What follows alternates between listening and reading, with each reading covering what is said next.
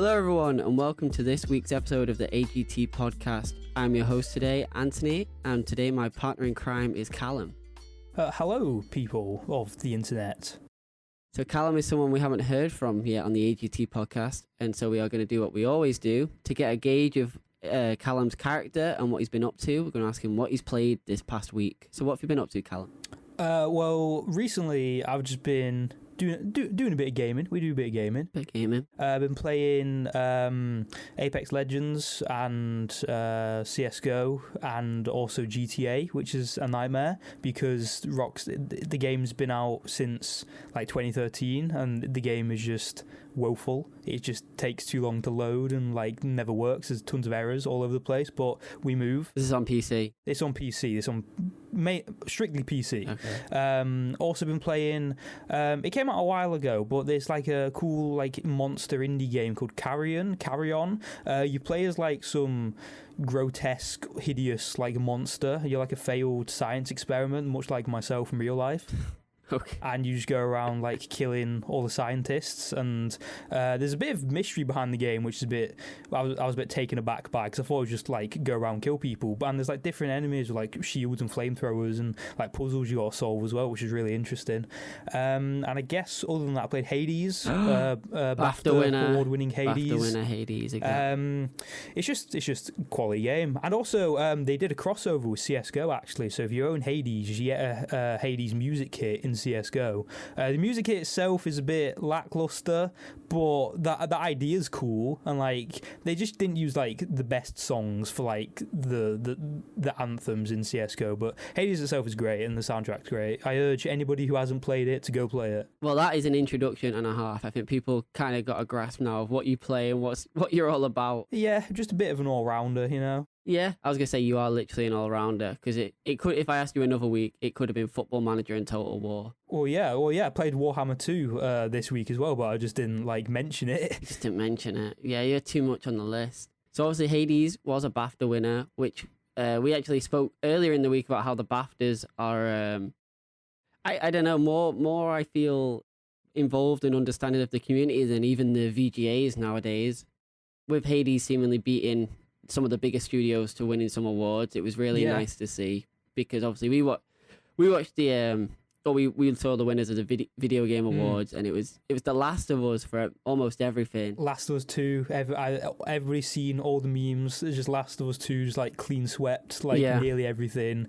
Some of it was deserved. Like you got to give credit where credit's due. Some of it was deserved, but they didn't deserve like all of the awards that they won. Especially when you saw the competition for the first time ever. When you see like, you know, a new IP like Ghost of Tsushima competing, and because we thought when we saw the nominations, I remember us saying how it shouldn't, but Last of Us is just going to sweep because it's the only like IP that's not everyone knows, which was, and it's because it's controversial as well, because like not everybody liked it, just like purely because of like the way the story went. I haven't even played Last of Us 2, but I've just like I've seen stuff for it, so I know how it unfolds. But it's just people didn't like the story, like in their own opinions, so like they just didn't like the game. So it's, you know, sparked some controversy online, because what else? But I do think that it definitely shows that the people who are it shows the negativity is always the thing you see on social media, because if you were just to go off Twitter alone, you would instantly assume that everybody hated The Last of Us 2. Yeah. And then you see obviously all the awards it wins, and you realize social media is just like such a breeding ground for negativity rather than positivity, because obviously people did love it. And it's the same in anything, not just gaming, sports as well as the same. You only see the negatives, and if you only gauged off social media, you'd think everybody hated everything. Yeah, because people are quick to complain about everything, and like they feel like they need to like vent or like voice their opinions. Like a lot of people do like tweet and like post on Instagram like, "Oh, I just finished playing this. What a great game!" Like I saw lots of people congratulating the studio for Death Stranding. They're like, oh, I just played Death Stranding, it's the best game I've ever played. But but you see for every one good post about a game, there's like 10 negative posts about a video game, and it's just people are very quick to complain because they just I feel like they just want to get it off their chest more than anything, just to like vent kind of. I definitely think you're right. Like you say, Death Stranding was one that when that came out, I don't remember. Everyone I speak to loved it, but everyone I saw was just like so bored of it. I think it's an interesting one. Video games at the minute, due to lockdown and stuff, are even more controversial than not ever. But I just think people like need to vent about everything in life, and I think video games are such an easy one.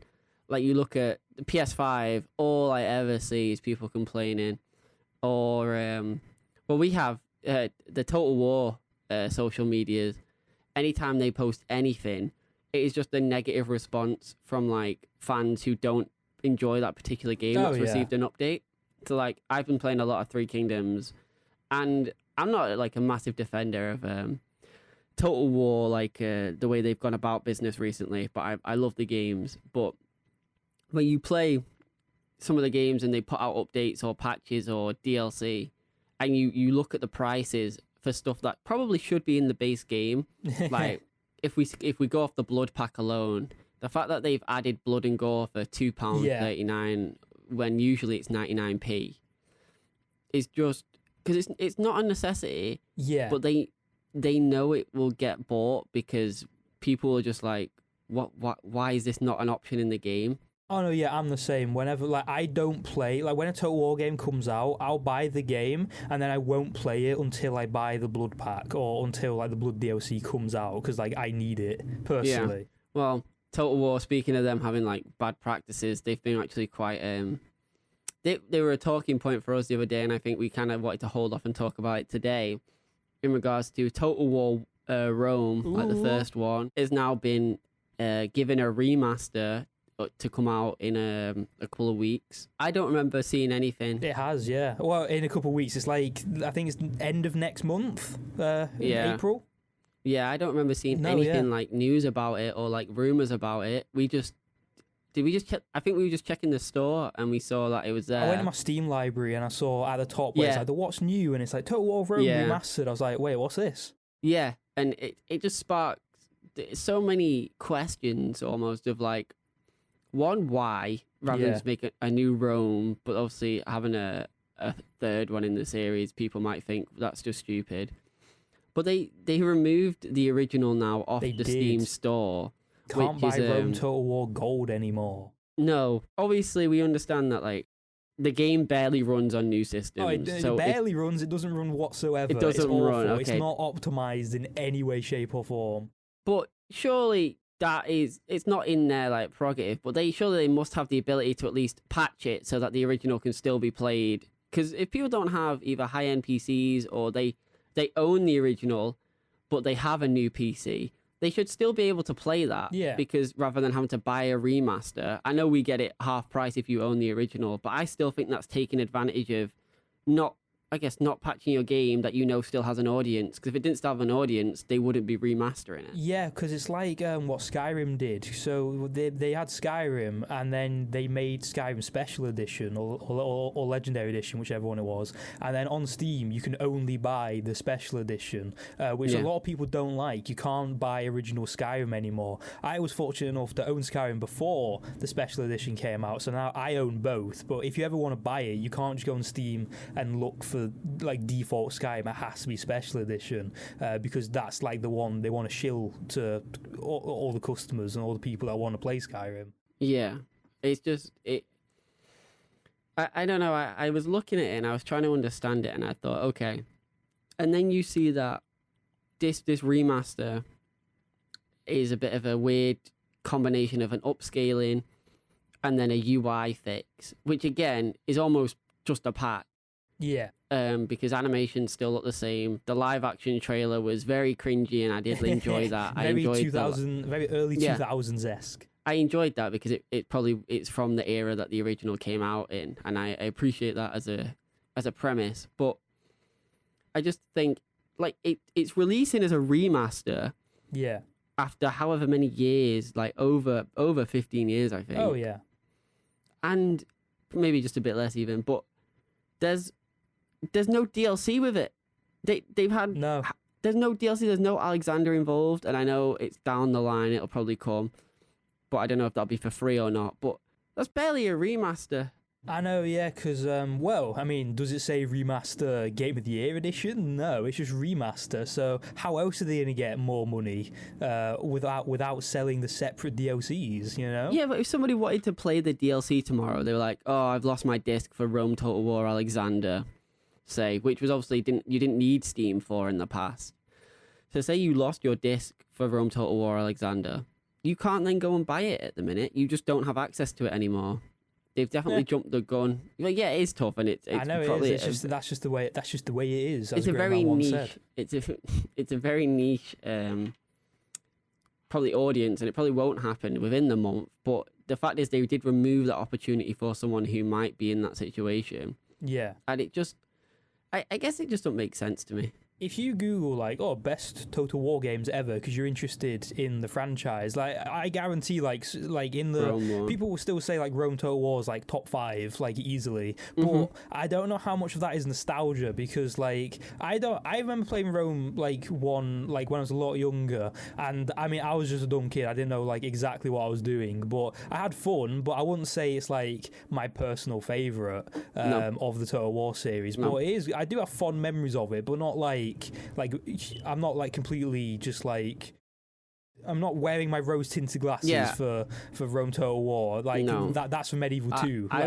like that game a lot more. But it's just I feel like a lot of the reason they're remastering it is because people's nostalgia and people still look back on it people still do play it to this day and say it's the best one for X reason. But I feel just a lot of it is just going to be because of nostalgia for people. Yeah, I think we discussed. I will buy it. I've already bought it purely for the sake of I want to own it. Yeah, exactly. I'm probably going to buy it.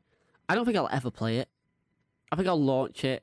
I'll do a custom battle. I might play it the day it comes out. I'll install it. I'll play it. I'll play custom battles with Germanic barbarians and just send them against peasants, and then I probably won't even touch the campaign. Yeah. No, yeah. It seems like. I know it's half price for the £12, and that's kind of the only thing that's making me go, fine, I'll probably get it. Well, what I want to talk about is why do I have to pay for it anyway? Because Borderlands 1, when that got a Game of the Year remaster, if you owned Borderlands 1, you got it for free. But Rome Total War Remastered, you own Rome Total War, here, have it for half price. Why is it half price? Why do I still have to buy this? I should just get this game. I own it. And same with BioShock. BioShock did it. I think Skyrim did it as well, didn't it? Skyrim gave you the Legendary Edition for free or whatever. You might have had to pay for it. I can't quite remember though. I'm gonna pretend. I'm gonna say you didn't because I own it, and as we found out in the last episode, I don't like Skyrim, so I don't think I'd have spent money on that. It just seems. Because then they know who owns the original game and who's bought it. So the fact they're still making you then pay for this remaster, which, like I said, should just be a patch for newer systems, it's just scandalous. It's just they saw that people, like you said, for nostalgic reasons, enjoy Rome 1, and they didn't even bother to do a Total War trilogy remaster where they've added the original Shogun in and the original Medieval. They could. If they're gonna do a remaster, do it properly. If you're trying to come on, Creative Assembly, what's wrong with you? Yeah, because they do some things so well, and then they do some things so wrong. And I don't know if that's. I don't think that's mainly the developers. That's obviously the business side of things, and they know how to get the money. Oh yeah, no, of course. Everything I've talked about this topic many times, in my personal life, but video game companies don't make video games for the sake of enjoyment. It's all money. The battle passes, remakes, remasters. It's all just because everything's fueled by money. I mean, it always has really, but nowadays more than ever, people don't make video games for the sake of video games. It's just because they want money. They make lazy. Besides indie developers. Yeah, besides indie developers, but even then, it'll be one dude in a shed making a game. Then the game will get popular. Then he'll have have a whole team, then the cycle just repeats itself. Obviously, not everybody follows that like cycle. Obviously, like I'm a huge fan of Stardew Valley, and like they haven't like sold out yet, so to speak. No, but not yet. a lot of companies just like they're just, I don't want to say like soulless or heartless, but like they are, and like they just care about money. They don't care about the fans like at all. And some claim they do, but really they don't. None of them do. Looking at you, CD Projekt Red. CD Projekt Red. Oh, that's a topic for a different day, I think. But I will say, I don't understand. Like, they're on this untouchable pedestal of like game development godhood just because they made The Witcher 3, and they haven't made like anything else in their entire existence. And then Cyberpunk came out, and then people were like, "Wait, what? They're not actually that good." It's like, whoa, newsflash. Yeah, you're right. Yeah. Yeah, well, again, that's another thing. I'm not a big... I was never sold on The Witcher 3. I know, yeah, you've said to me before. I'm a big fan of The Witcher 3. Witcher 3 is probably my third favourite game, ironically, because you're 3. But that's only because the DLCs are very, very good for The Witcher 3. If it wasn't for the DLCs, Ghost of Tsushima would be my third favourite game. Ghost of Tsushima is really good. But purely just because the DLCs, Witcher 3 is up there for me. God, so what's your top 3 if you've got them straight off the top of your head? Go for it. Off the top of my head, number 1, Elder Scrolls 4 Oblivion, just because... I know I was talking about nostalgia before, but that game is just a good game. It's a clunky mess. It is very clunky, but you've just got to respect what they did with Oblivion. It's a great game. 2...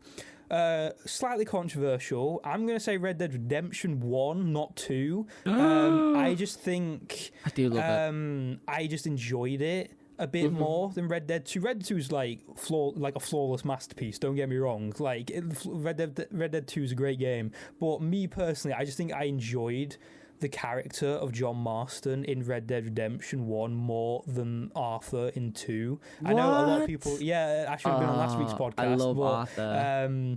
But like, Arthur's so good. John's awful. Not awful, but it's like not the John we used to in Red Dead 2. And Red Dead 1, it's just like... I just have... for me, it's just...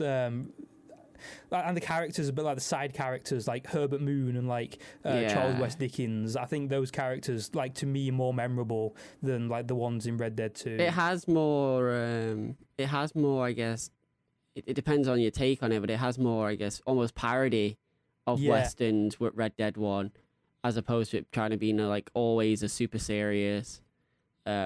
It just has old Rockstar vibes rather than more, I guess, modern Rockstar vibes. It does, yeah. Especially with Undead Nightmare, like the DLC for Red Dead. And the Undead Nightmare is incredible. The cutscene with the Bigfoot in the forest. Yeah. Just the fact that there's even a Bigfoot is like... It's like reference to the Bigfoots, or Big Feet. Is that plural for Bigfoot? I don't know. The Big Feets in GTA San Andreas. All those rumours. And like the aliens in it harks back to Rockstar that era of video games. Rockstar... parodied themselves almost of doing a cowboy game with zombies is such a weirdly brilliant idea. But it works as well. Though. It was so good. They got it to work.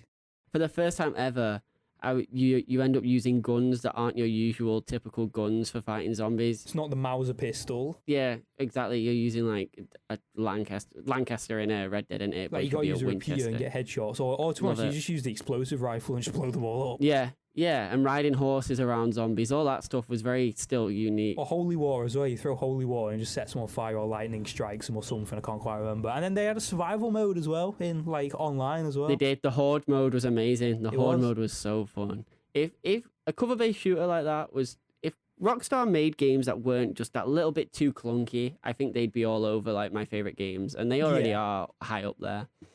But and I think 3, like I said, Witcher 3, and then 4, Ghost of Tsushima, but 5, I don't know, maybe Dragon Quest 8 for number 5. Ooh, I don't know. Dragon Quest 8. Wait, which one's 8? That's not... Journey of the Cursed King.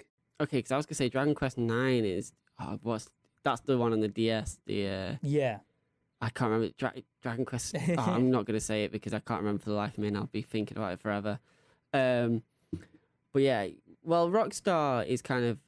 Because you said you've been playing GTA 5 and you said that's still a nightmare. I love GTA 5 and I loved it again and then I loved it again and all the times I've owned it and played it. I'm sure the online... Sorry, go on.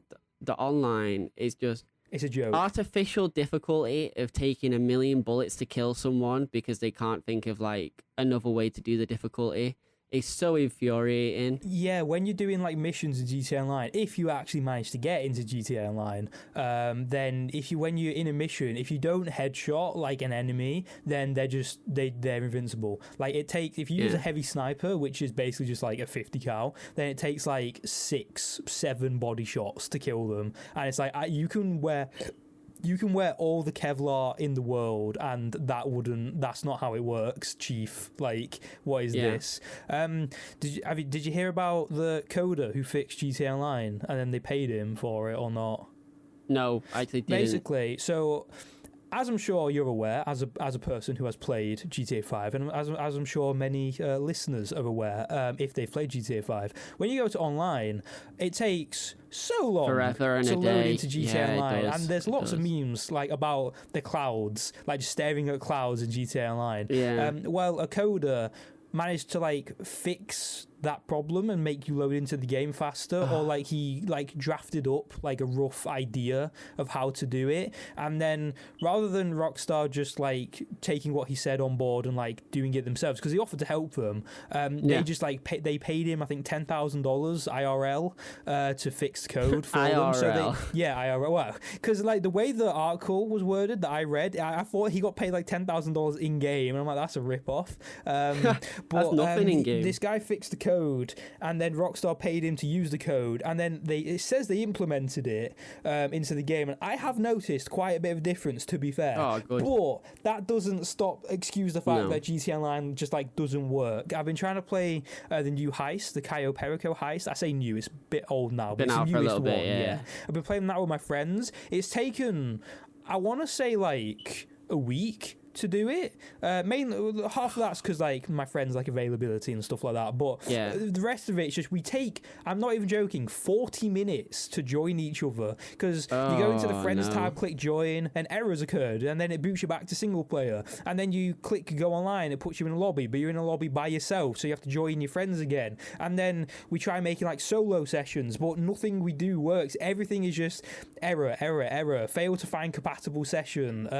It just doesn't work like whatsoever, and it hasn't worked since 2013, since the game came out. Do you remember when GTA Online came out and Rockstar said something like, oh, we didn't expect this many people to play online, so then the servers were dead for like a week? They were crashed, and that was after they had the servers like down. Yeah, because they released GTA 5, then 2 weeks later online came out, and then they said, oh, we didn't expect this many people. How? You have the sales figures. Let's just say, like, worst case scenario, every single person who bought GTA 5 wants to play online. What do you mean we didn't account for this amount of people? It makes no sense.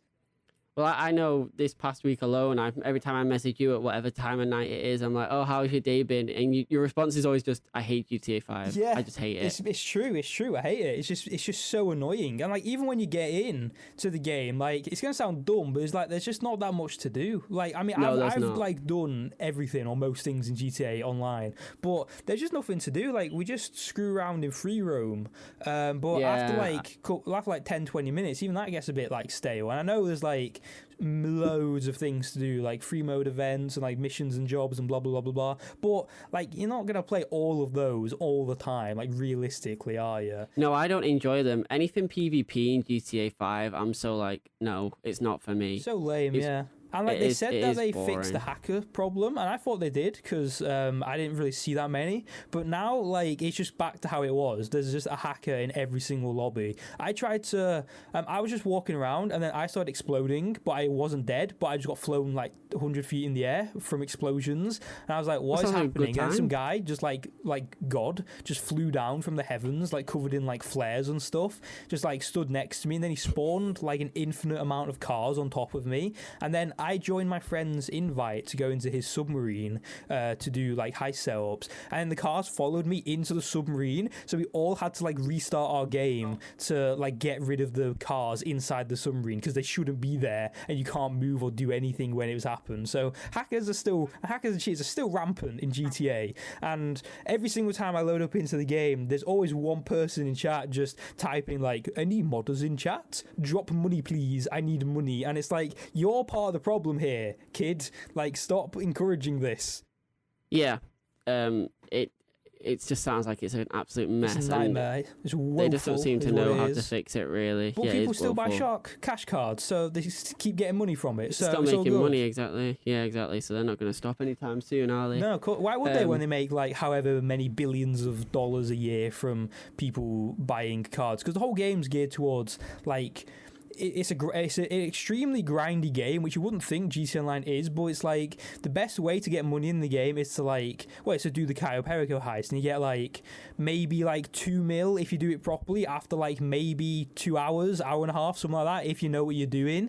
But could pay £15 for like 2 mil in game. Ooh, so they're just always trying to make the game grindy and like awful to play, so you can buy cash cards instead. Red Dead 2 is exactly the same. Red Dead 2 is even worse, arguably. Yeah. It's just a massive grind fest. And they released the online standalone from the game, which I think a lot of people are like, oh yeah, that's really good. I think it's a joke. Like, it's clearly that they just want people to play online and like give them more money. Like, they don't care about people playing Red Dead 2. They just want them to play online, want them to play it, grind, get bored, give up, and then give them money to get money. Yeah, it's definitely the vibe of like here, because in Red Dead 2 they separated the currency, so you had gold bars and money. Yeah, they did. And it's just like, so you got to grind for actual money where everything's still overpriced, unlike in the single player. Or you can buy also gold. Now you've got to grind. Yeah, and if you want to do like the fun stuff, the mission stuff that helps you earn a bit of money, you have to grind gold, which is so tedious unless you pay for it. It is. Like the bounty hunter contract is, if people don't know, I think you earn gold from doing the bounty hunter contract. So if you can save up, you should just get that job role initially, because that one will help you out with the others. Whereas I did I think I did the trader just because I was like, okay, this sounds interesting to me. I don't want to always be bounty hunting. Yeah. But you have no opportunity to earn gold from that. And that's infuriating. I guess through the rewards coupon voucher system it's a little bit, but it's not, not through like the actual job rewards themselves. Yeah. But as grindy as it is, I actually do think, and also because of the market during lockdown, I do think like games like Red Dead Online and GTA Online have helped people keep a lot of sanity just through grinding. Because even though it's tedious, it's always something to work towards if you're not spending the money. So like GTA RP, I know GTA RP probably came about just before lockdown, but those no pixel servers are like, I think, have probably helped people understand how gaming can just genuinely be good for you, like as a person mentally. Like during lockdown, you got to think of people that live alone or have no one or been furloughed. So having something like GTA RP where you can go online, be this character you've made, socialize as this character is some of the most stimulating character like role playing you can do at the minute. Yeah. It's just so stimulating for your brain to be able to be someone else and act and interact with one another socially, and all sorts of stuff can happen, whether you want to be, whether you want to be a bin man emptying like rubbish or whether you want to go and do like illegal shenanigans on the game. It gives you a bit of freedom and a bit of fun. Yeah. And I really do think during lockdown, people have kind of understood that video games are so good for people in the modern age, like mentally. I think for us, a big one was Football Manager. I think without Football Manager at the very beginning of lockdown, I have no idea where I'd have been. I don't know how I would have coped with my final bit of university. I think having my dissertation, being able to come off and then do Football Manager for God knows how long and play a network save was so fun and so engaging for me to like focus on something. To be honest, most nights I forgot it was lockdown when playing Football Manager. And even like in Football Manager, going back to like the RP like elements, like with Football Manager, you can like create your own little story like of what you want to do. Like you manage this club and then you get this player and then like they turn into a star for you. It's like, I'm keeping this kid like wherever I go. Then like he comes in and he's like, boss, I want to leave. I want to go to a bigger club. And then you got to like try your best to keep him there. And like you start tearing up because he wants to leave. And then like the persona you adopt as a manager is crazy. How like considering it's just like a spreadsheet and then the visuals of the game are just like 2D, just dots. Like even the 3D is just 2D. The involvement it seems to garner from you, especially someone who likes football. Yeah. If you don't like football, obviously it's a weird one, because I can imagine if you enjoy like simulations and simulators in general, Football Manager might still have an appeal to you because you can have like a fake database. We played it with a friend who's not really he knows football, but he's not like keen into it like 100%, and he still got a lot of fun out playing it with us too, mainly because it was just like a lot of teasing each other and like making fun of each other, but a lot of it came from like, you know, the game itself, and he's like, oh, okay, this is interesting, and like learning how the game works, and like just learning. And like for me, I've never played Football Manager before, and then you got me on Football Manager 20, and then I've never played Football Manager before, but I do really like football, and then I got into the game, and like there was so much to take in. I never got it, like I never got Football Manager before because it always looked very scary, but then you told me you can just like turn off things you don't want to like look at or manage, and I didn't know that. So when I found that out, I was just like taking baby steps, getting used to the game and playing it like at my own speed, and like learning a whole new game like from scratch is really fun because it's a whole new experience. And like you just like, when I was playing it, I was just thinking, oh yo, I want to be this club, I want to get this player, oh wait, no, I want to do this instead. And it's like and like when you're there, you can like join a different club like halfway through like the season, if you're doing bad, or if you win a trophy, you can go to a bigger club, or like vice versa, or like do like a Road to Glory like account and start from like the Vanarama National League and go up to the Champions League or something like that. It has its own, you can do like, your own thing in satisfaction. Football Manager. There's no like I mean, obviously it's like you want to like get a club and like win the league, that's like the objective, like, or like win Champions League, whatever, but you can set your own like targets and like do your own thing, like, oh, I want to only buy English players and use youth academy players, or like I want to be this club and just like buy the best players ever and just make like a super team, and just like you can go mental with it and just do whatever you want. Before the AGT podcast continues, we would like to take a second to acknowledge and appreciate the sponsors for this podcast. This podcast is sponsored by Apparel 5. AP5 were at the cutting edge of teamwear and apparel design, helping so many teams look fantastic. So, go ahead and give them a visit at www.apparel5.com for your team's merchandising needs. A huge thank you also to the Strive Group, utilizing education to create effective change. Strive offer a range of training programs, audits, assessments, and consultation services to ensure your organization is seen as an employer of choice within your sector. The Apprenticeship Training Agency is launching April 1st. Find out more at www.strivetowork.uk. And now, back to the podcast. Yeah, well, it has this, it like garners the same satisfaction as like a game like Factorio when you see your tactics working. Oh yeah, like, massively. It's like so satisfying when you go 1-0 up, and it's a relief of like, oh my god, I know what I'm doing. I have, it just works. But I love games like that where you can focus and commit time. It just show, even though, like I said, it is almost just a spreadsheet, and it's just something that it gives you the ability to get involved with something outside of gaming, because like it's your football team that you follow in real life, but it gives you that sort of hands-on involvement you'd love to really have if you're not happy with your team, or if you want to mimic your team's success. And I think, because I know they hit record highs during lockdown, which just shows, but there's lots of games, I think, that are just so, especially now with the co-op aspects of games sort of dying off, having social games like Jackbox, and even though Jackbox Party Packs are like Among Us as well. Among Us is a huge one, yeah. Among Us exploded. And Among Us was out for a long time before it exploded. I think? Yeah. But then just having a social aspect of like a murder mystery game. Yeah. When you can't, see each other, is such a... It's like when Trouble in Terrorist Town got big. Yeah. It's just such a huge social thing that keeps people laughing constantly, especially when it's with friends, or at a competitive edge if it's with strangers. Yeah, of course. And the stimulation you get is just, I think, so needed that almost... I don't know. Without gaming during lockdown, I know I personally would be in a lot worse state. And I know my partner, Catherine, she really got into gaming like properly during lockdown. And I think she'd be the same, to the point where she has a PlayStation 5 now. She got herself a PlayStation 5 because I don't think she can really...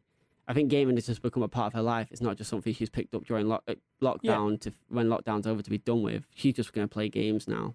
Because like I don't want to sound like a hipster, like pretentious or anything, but like I was a nerd before it was cool, but like now it's cool to be a nerd. Like everyone plays video games, everyone's seen Star Wars, everyone's seen Game of Thrones, like everyone's a nerd now. But like I was doing it before it was cool, but now like so many more people are playing video games like in their spare time as a career. Even like people have become like pro gamers because of lockdown, and like streamers and like content creators because of lockdown. I know a lot of like FIFA content creators never touched like YouTube or Twitch before, but now they're all doing it. Well, a lot of them stream on Facebook, but whatever. But like they're doing it now, which is a big thing for them. It allows people to be so creative. Well, I'm going to be straight up about it. If it wasn't for lockdown, we wouldn't be here doing this podcast, which is the craziest part of it. That's very true. Yeah, we lockdown wasn't great. I just saw you playing Star Wars Jedi Fallen Order like one day, and then I just messaged you like, hey man, it's been a while. How is the game? I was thinking of getting it, and you messaged about like, oh, I'm going to be home soon, we should talk. And I was like, okay, cool. And then we did, like, because last time we messaged each other, I was cooking scrambled eggs, and you just rang me out of nowhere after like 3 years of not talking, or 2 years of not talking. Because I saw you. That's why. Yeah, you just rang me up while I was cooking eggs, and you said, did I just see you outside the library? And I'm like, I don't go to uni. It's like, oh, do you not go to like my uni? I'm like, no, I don't. What? What do you mean? And then you were like, oh yeah, we should catch up, and then we never did. But during lockdown, we did catch up. Yeah, 2 years later, we did catch up.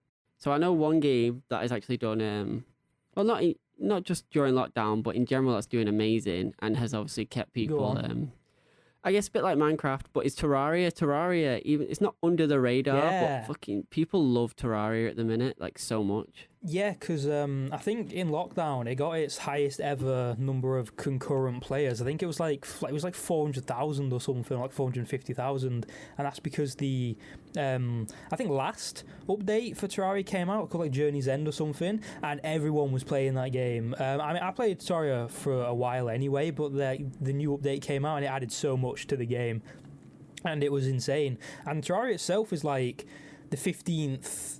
I think it's like top 20. I think it's like 15th best-selling game ever. It sold like 35 million copies. I'd have never said that. I'd have never guessed, like that it's so high up. Obviously, I own Terraria. I think it's one of them that everyone just owns, even if they don't play it a lot. Yeah. Because I remember when I got first started playing on Steam and stuff, the games I got were Counter-Strike Source, TF2, Gary's Mod, and then Terraria. They were like the ones I had to have. Yeah. But yeah, everyone just seems to... I was never good at it. I was never good at Terraria. I never knew everything about it. So I was always like, oh no. But then as soon as you get in a group of people and group of friends and start building in it, it's just that satisfaction again of socially being and working together and playing games. Yeah, it's great. And like, it's similar. I think when people like bring up the Minecraft Terraria debate, I don't think it's really fair because like Minecraft is a sandbox game. I don't care what people say, it's a sandbox game, okay? But Terraria is like a pixel RPG. Like you've got different classes in the game. You have like warrior and like mage and like ranged and like ranger and stuff like that. Like it's a whole different experience playing the games. Like yes, you can build. Yes, there's like blocks in the game. But Terraria and Minecraft are two completely separate games from each other, and I'm sick of people comparing the two because Terraria is great because there's bosses in the game and there's like a clear sense of progression. If you don't know what you're doing, go on the wiki like I always do to see like what it is that you need to do next to progress through the game. And then Minecraft it doesn't have an end goal. A lot of people say, beat the end dragon and then like that's the end of Minecraft. But like even then you've got to like go back to the end and get the elytra from the ships. But like with Minecraft, it's not really like... It doesn't really feel like you got that progression because like day one of Minecraft, or like in the first 10 minutes of starting a new world, I say 10 minutes, first like half an hour starting a new world, you can get like full diamonds if you're really lucky. But with Terraria, you got invest time to like finish, like quote unquote finish like a world or like that run through of the game because you've got different bosses and you get like hard mode when you defeat the wall of flesh and you gotta just like keep going through the game like upgrading your army swords and like Terraria goes mental with all the like items and weapons like accessories and armor in the game, and there's NPCs as well you gotta make houses for, and there's like millions of different ones. Terraria is just great. I sound like I'm fangirling about Terraria. That's mainly because I am. But Terraria is just a great game in general. Yeah, I never really got into it. I tried to play with Catherine. Did you hear about the creator with No, the I did Google not. scandal? I did not. This doesn't sound good though. Basically, the creator of Terraria, he was like locked out of all of his Google accounts, and his Google accounts have like files about Terraria. They have like films he's purchased on like YouTube, like YouTube like video or whatever. And then he was locked out all his Google accounts for like 3-4 months. And then he said, right, do you know what, Google? Because I can't get in my accounts, Terraria's not coming out on Stadia. And then I'm never dealing with Google ever again. You've lost it. You've blown it, get lost. Good. And then amazing. And then Google saw this, and I respected that so much because like, he said, right, it's not coming out on Stadia because you're an awful company. I respected that so much. But then Google fixed like his issues, and that's coming out on Stadia again. I bet they did. I believe that they did when he called them out. Yeah. And I think he made a tweet about it. And it was just hilarious reading it, and it was so good seeing like a guy stand up to Google and was like, right, no, I don't care who you are. It's not coming out on Stadia because you haven't fixed my issue. Like, you're awful. Forget it. Yeah, that definitely is. It's not something you see all the time, especially publicly. Obviously, it's a power move. It's alpha. It's the best way to get a response. I know. I know obviously lots of companies might try and deal with it under the radar, or only when they don't get their own way might try and call them out, especially with someone like Google, who are like obviously so powerful. But the almighty Google, like the overseer, the overlords of all our lives. But I definitely think lockdown has also brought out so obviously it's brought out, like I said, the best of the social aspect of gaming in terms of people being able to interact with one another. Yeah. But it's definitely put a huge focus on the idea of single player games need to be engaging. And a big one is Ghost of Tsushima. Like, Ghost of Tsushima is incredible. Oh yeah, 100%, because about to lower the mood a bit here, but during lockdown, I was working in a car rental company doing an apprenticeship, and apprenticeship, if you don't know, is basically like an internship. It's like I get paid less than everybody else basically, and then I got furloughed because lockdown and COVID and all that. And then I got made redundant August 2020. And then after that, I'll be honest, I was in a bad place. I was just so sad and like depressed all the time. Like, I didn't have any need or want to like do anything like at all. I just spent a week like watching films because I didn't feel like playing games, and then I played games because I didn't feel like watching films. I couldn't decide what I wanted to do. Like, my head was all over the place because like I didn't know what was happening like at all. But then video games, especially Ghost of Tsushima, and like single player games like God of War as well, Ghost of Tsushima, God of War, even like Persona 5. Yeah, like all of those helps just to like take mind off it. And like, I'm pretty good at like just like focusing at one thing at a time, and like don't let like serious stuff like get me down. Like, I joke my way through life all the time. Like, I'd never take anything seriously, but with lockdown I was like, yo, I need to like be serious for a sec. This is like serious stuff. But then after like couple weeks of just like thinking about like what I want to do with my life, I just got back to my like normal routine and like just kept like easing my way back into video games because I just stopped them for a bit. So I was like Stardew, Ghost of Tsushima, Persona, just like all these like little single player games, just like it's gonna sound weird, but like happy games, like just to take my mind off of it. Well, Ghost of Tsushima, happy game, debatable, but just like these little games, just like take my mind off of it, like even for a little bit, just so I can like do something I want to enjoy and like do something I want to do. Persona 5 again is like, it's funny that you say happy game because obviously a lot of the undertones in that game are actually very dark, but the game itself is very happy. It's so stylish, the music is so engaging. God of War again ain't happy, but when you play that, you feel like a monster. You feel happy. Yeah, the single player games like having these big engaging moments. So like there's a moment in God of War, no spoilers or anything, but like where Atreus and Kratos, like they almost synergize after hours of playing. They have this moment of fighting a common enemy, and they synergize and do this really almost just badass attack, and it's like, oh my god, this is what I've been working towards. This is what I've been waiting to see. And I've been part of this journey. And I definitely think that Like I had a similar like experience. Oh, sorry. No, I was just gonna say without stuff like that, because you don't get that almost from films. Because you watch a film and it's nice to be entertained by a film, but you don't get the involvement as you do with a game.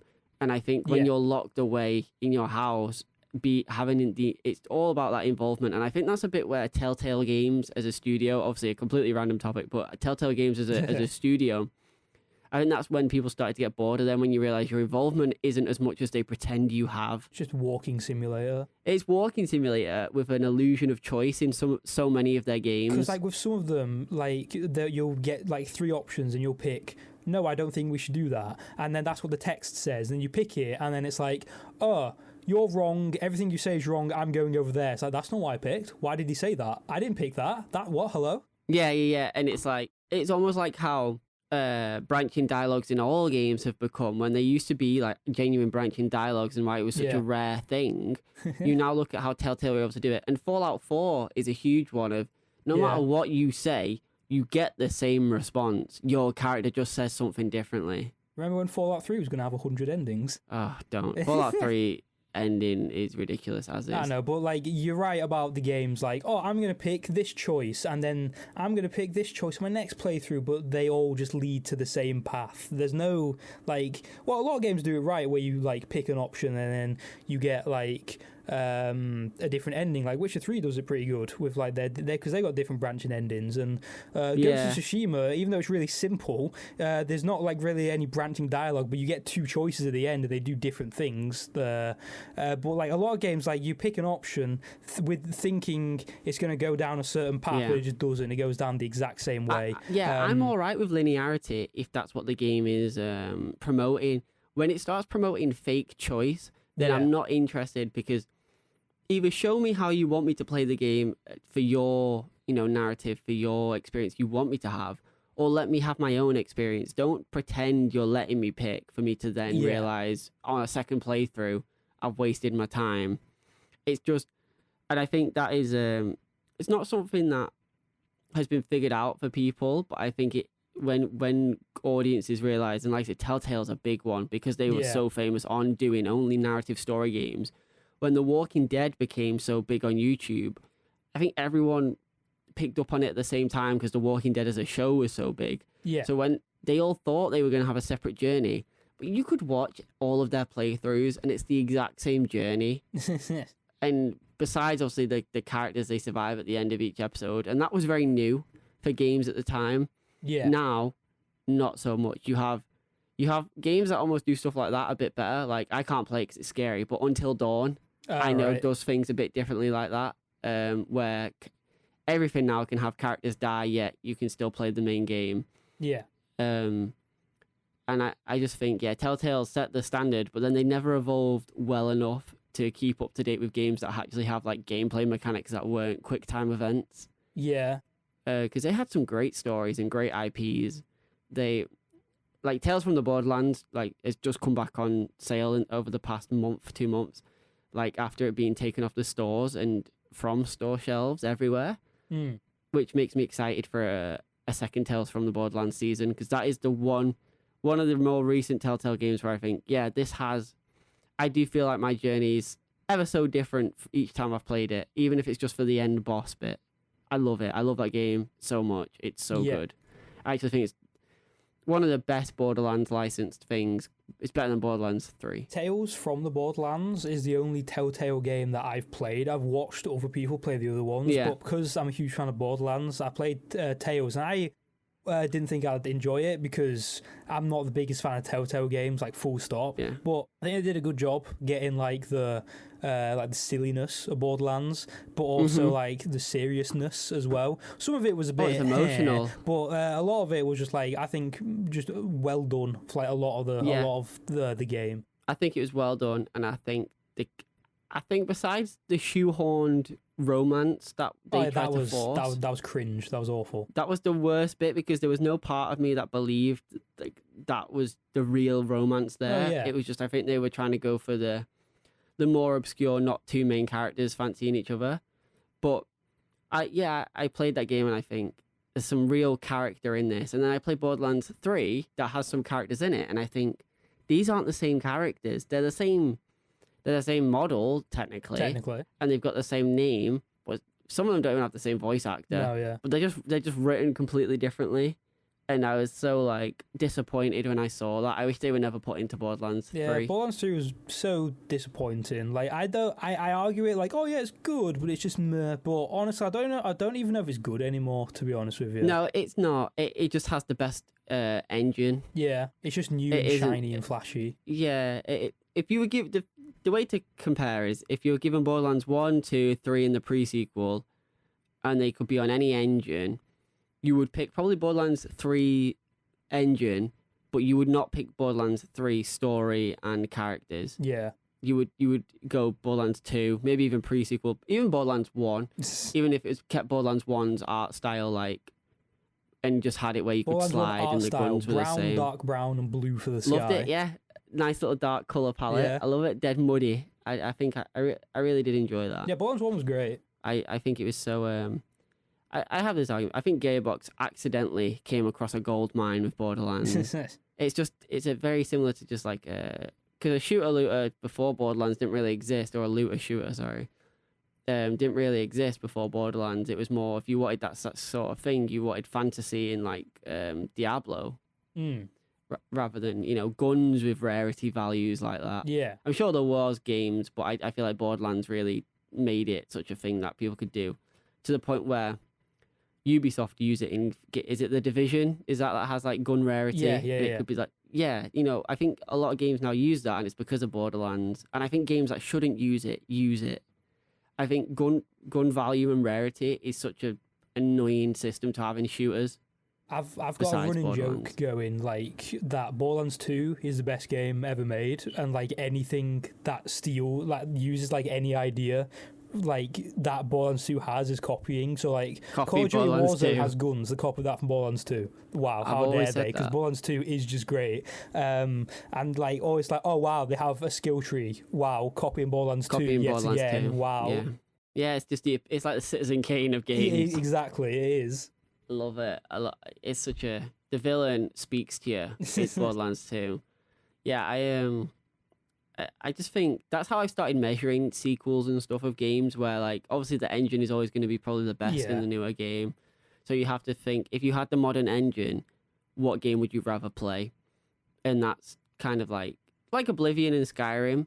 If Oblivion was on, like, to be honest, there's some parts of Oblivion you don't even want on Skyrim's engine. Oh yeah. But as a whole, if you got the option to play Oblivion or Skyrim on Skyrim's engine, you'd play Oblivion. Well, that's what Skyblivion's for. Well, yeah, exactly. Well, and you could say the same about like, it's like the Crash remakes, isn't it? Like, I'll be honest, like I've never liked the look of like the Crash, like the Insane trilogy. Like they just look like someone made it in the Unreal Engine. Like it looks like Yooka-Laylee, if you remember that game. But I do remember Yooka-Laylee, it just looks shiny and weird. But like I know it's a good game, and like people play it. I haven't played it, the Insane trilogy. I mean, but it just looks like, I don't know. It just looks like a Kickstarter game to me. But so I don't know if I like that engine. It somewhat does, I get what you mean, but I also think that's just because we always see, primarily on like Facebook and Twitter, you always see those videos of, this is what Zelda would look like in the Unreal Engine, and all the comments are like, oh my god, this is amazing, they should just do this. And then when they do it, it gets obviously that sort of feedback of, oh, they're just doing what, you know, anyone could do. Yeah. In terms of graphics. I think they misjudge how hyped people actually are for stuff that looks like that. Well, it's the classic formula of like, game company needs to like make changes to stay with the times, and then when they make changes, nobody likes the changes, so they can't win. No, there's no winning. As a game developer, I do feel for a lot of them. I feel for the developers a lot of time, never usually the publishers or the company putting the crunch on them, but the actual people working on the game, I do feel for, because it's like no one is ever going to agree, and it's like, especially when a game gets pushed back and pushed back and pushed back, you need to just cancel that game. Like Crackdown 3 was always supposed to be coming out, and every year it kept getting pushed back to the point where it came out, where it was the same game, to the point where people who loved Crackdown 2 were expecting something huge, but the developers were like, we'll just do what Crackdown 2 was, because we people enjoyed that, and then it wasn't even as good as that. Same with Cyberpunk as well. Like, that shouldn't have come out when it did. No, it should not. They should have I think they almost... I don't think they messed up in terms of they bit something off more than they can chew, but I think they either announced it before they even knew what was going on, a bit like Anthem, or I don't know, maybe they just weren't aware of what things mean. Well, you know, when they announce like, oh, everything's gonna do, you Yeah. can do anything you want, and then they realize, oh no, we can't make that I promise think like anymore. half of it's like their fault, but half of it's just like the fans' fault, because like they're the ones that overhype the game into the stratosphere, and like they're the ones that have built all these expectations for the game that it was just never going to live up to. Like in terms of like hype for video games, I always use No Man's Sky as the perfect example, because that game was just that was next level like hype for a video game. I was gonna bring it up, and like it Cyberpunk got the No Man's Sky treatment, it did. in just getting hyped up to the point where it's never, ever, ever, ever gonna live up to anybody's expectations. But I think the difference is, like you said, No Man's Sky did it to itself. Yeah, because they also hyped themselves up like Murray. they were gonna meet everything. Yeah. Well, and Bethesda do the same. They do. Todd Howard. Like with Star Citizen or whatever. Is it Starfield? Sorry. Yeah, Star Citizen. That's a different game. Oh. Sorry, Starfield. But like, after every calamitous like fail, he comes out and does it again. Yeah, but and then we believe it. And then everyone believes it 'cause he goes, well, he's learned from his mistakes. He admits them. He doesn't hide. He doesn't say they didn't exist. He says, oh, we did this. All Todd Howard does is goes on stage, laughs at Bethesda messing up their own games. Everyone laughs alongside with him, forgetting that he is the head of it. Yeah. Forgetting he is the reason for this. It's no one else's fault bar him. Yet he comes out and everyone's like, oh, he's one of us. He knows his games are rubbish. And it's like, no, he's the one messing up your games that you love. And then he's like, and then guys, get ready for this. Fallout 5. And everyone goes, wow, Fallout 5, oh my God. And then it's like they just the cycle repeats. Like they just do it all over again. It's everybody's fault. Nobody wins in the video game industry. No, nobody. Not even the... It's crazy. And then you have, like, we go back to it again, Ghost of Tsushima that came out, where I remember talking to you about it. I was like, I'm excited, but it's only because I've seen things that make me think I should be excited. So I didn't get it when the day it came out. Yeah. And then I played it. I was like, oh, yeah, this is a really good game. Yeah. I got it a couple of weeks after it came out, I think. And because like I didn't look at anything specifically about the game because I knew I was going to get it, and I don't like spoiling it for myself. But all I heard was like, oh yeah, it's really good. Yeah, it's really good. Woo, woo, woo. But then like I feel like it aged like a fine wine, because like it came out and then like a couple months later, everyone was like, yo, Ghost of Tsushima is so good. And like even recently, like the actual island of Tsushima has named the Naughty Dog developers ambassadors. And like the people who've played the game like donated like some large amount of money, I don't know how much, to like the island of Tsushima for like some charity thing or like replenishment works or something, I don't know. But like the game just like every month I'll see a story about Ghost of Tsushima, like oh, it's really good, oh, it's doing this. Well, obviously we got the John Wick film now. Ghost of Tsushima film. But like I don't know why it needs to be a Ghost of Tsushima film. Like can't the John Wick director just make a samurai film and like it'll probably be just as good? Like why'd you have to slap Ghost of Tsushima on it? Well, because who did Ghost of Tsushima? Was it Naughty Dog? Sucker Punch. It was Naughty Dog. Same as Infamous. Okay. No, Naughty Dog. Naughty Dog, Crash and Last of Us and all that. It's a Punch. It's Sucker Punch, isn't it? Yeah, Sucker Punch. Yeah, you were wrong. Okay, you threw me off there because I was about to say no. Naughty Dog didn't do a good game, and Last of Us. It's staying in. I was gonna say because Sucker Punch do good games, but like Sucker Punch are always just doing like they almost like their name suggests they do Sucker Punch of games. You know, anytime they attempt something, it's never. Unlike Ghost of Tsushima, but it's never always the best, but it's always quite enjoyable for different reasons. Yeah. So, like, Ghost of Tsushima is a standout because it is the best. And when Infamous came out, originally, it was the best. And when Sly Cooper came out originally, people loved it. I think Sly Cooper was Sucker Punch. That might have been. Yeah. And, you know, stuff like that is like, when they have an idea, they really do want to make it its own thing that's loved and beloved. But then... Yeah, and like... We don't want to get them caught in a franchise though, because as they then become like bogged down with having to make games, they start thinking we'd love to do something else. I think, and with the movie, I don't know if that's because of they wanted to do.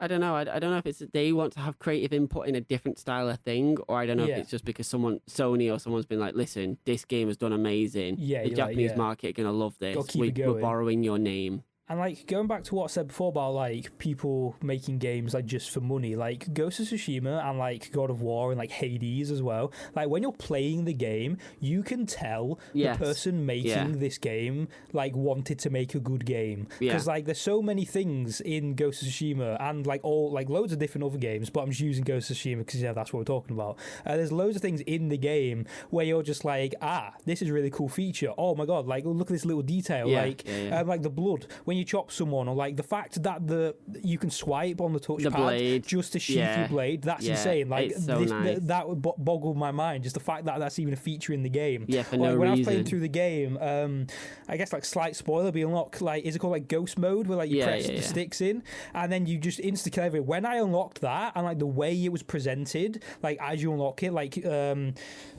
he gets really angry and then like you activate the mode and you just go killing everyone. I said to myself, I talk to myself when I play games all the time, but I said like, this is the best game ever. That's the best feature in any video game. I don't care. Why doesn't every game have this? And like the customization as well in the game, like I had like 10 different outfits, and then they made an update where you could save outfits, and then the New Game Plus was great because it added more cosmetics, but it was just like more black armor and like black saddles. Like that was it. I did enjoy that they didn't, to make sure that nobody was using the same armor all the time, they decided to make them almost like, the armor was like to make you into a class of like soldier. So if you wanted to be collecting stuff, you had to wear like the robes and stuff, because they vibrated if you were near artifacts. I can't remember the name of the stuff, but you know, they weren't like, okay, well everyone's just going to use this because its stats are better. They were like, okay, we'll make them useful for different things that aren't always combat orientated. So whether it's exploration or, you know, so it's always like you're in your casual gear during the day and you're not fighting. It's like you're going around town to town to find stuff. And I just thought, playing it, and the fact that they released it for PS4 rather than waiting for PS5 was amazing, because it was very at the end of the PS4's life. I think that shows that like they believed in it so much, and like they wanted to get it out to people, because they were like, people need to play this game. Well, like, they were like, so it's good. done. They were like, it's done. It's a completed there's game. So many, like when you're like climbing mountains to go onto the shrines, there's so many like shots where the camera just cuts to like a wide shot, because like they know the game looks good, it does look and beautiful. they just want to show it off. Like you know that they made a good game, and they just want to show it. Yeah, the amount of photos I've got from Ghost of Tsushima is just, it's just and like the photo mode. colours. I never bother with photo mode in any video game at all. I don't care. But Ghost of Tsushima, I was like, yo, I can make some good photos of this. From the get-go, Ghost of Tsushima is incredible. When you fight, like the very first cutscene, and then you run onto the beaches and fight, it's just, as a collective, you know you're in for like a genuinely good game. And I think that was such a good game as well. Again, during lockdown, actually, that you can commit time to and almost appreciate things maybe you wouldn't do in the past, like the playing of the flute to change the weather, the art style, the fact that they haven't gone for ultra realistic, they've gone for colourful, and you have to follow the wind.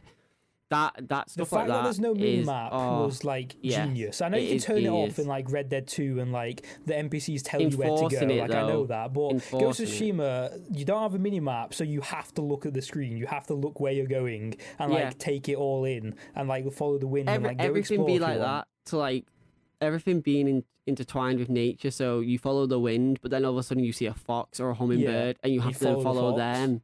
Yeah, you follow them, and they take you to the secret locations rather than you finding them. The exploration is just having your eyes open whilst going where you need to go. Yeah. And that is such a... It's just so engaging. And like I 100%ed it and platinumed it, and like that's because like I never do that. The only other game I've done that for is like Sekiro. Yeah. And that's just because I was bored, to be honest. But I did go to Tsushima because I wanted to. Like I genuinely just like, I'm going to explore. I'm going to unlock all this stuff, and like, I just genuinely wanted to like see everything the game had to offer. Yeah, I definitely think that lockdown has led to maybe people exploring more than they usually would in open world games, which just makes it even more like vital for developers to make sure their games are full and not just empty with the illusion of being an open world game, but there's nothing to do in it. I also think that's part of the reason why so many games companies have been called out, because some people who would never have explored as much as they are doing at the minute are now being really upset that they have felt maybe like they've wasted their time. Oh yeah, 100%. But obviously we could talk for hours, I think, Callum, about just about Ghost of Tsushima alone and about what it does right. It was such an incredible game. We could do. But I think we definitely could, and I definitely think next time you're on, we're going to. So there is going to be a next time. Oh yeah, well I hope so. I hope you join me again on the podcast.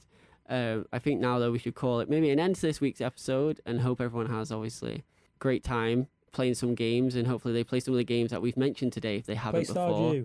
And if play Stardew Valley 100%, it tells about the fishing in it. Fishing is like my favorite mini game.